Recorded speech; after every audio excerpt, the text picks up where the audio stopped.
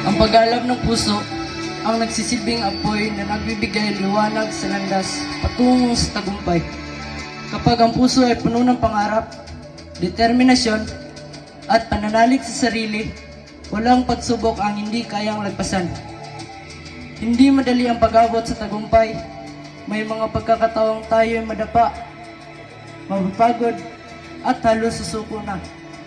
Ngunit kung patuloy na mag-aalab ang ating puso, kung patuloy tayong maniniwala sa ating kakayahan at layunin, ang bawat pagkatalo ay magiging aral at ang bawat paghihirap ay magiging akbang palapit sa ating mga pangarap. Ang tunay na tagumpay ay hindi lamang nasusukat sa parangal o pagpapakilala ng iba, kundi sa tapang na pagpatuloy ang laban kahit mahirap, sa lakas ng loob na bumangon sa bawat pagkakamali at sa pusong hindi natitinag sa gitna ng unos. Panatilihing buhay ang apoy sa iyong dibdib. Alagaan ang iyong mga pangarap. Huwag hayaang patayin ng takot o pagdududa ang ningas na meron ka. Sapagkat ang pusong nag-aalab sa layunin ay tiyak na makarating sa tagumpay na minimiti. Magtiwala ka sa iyong sarili, magpursige, at hayaang ang alam ng iyong puso ang maging gabay mo sa pag-abot ng iyong tagumpay.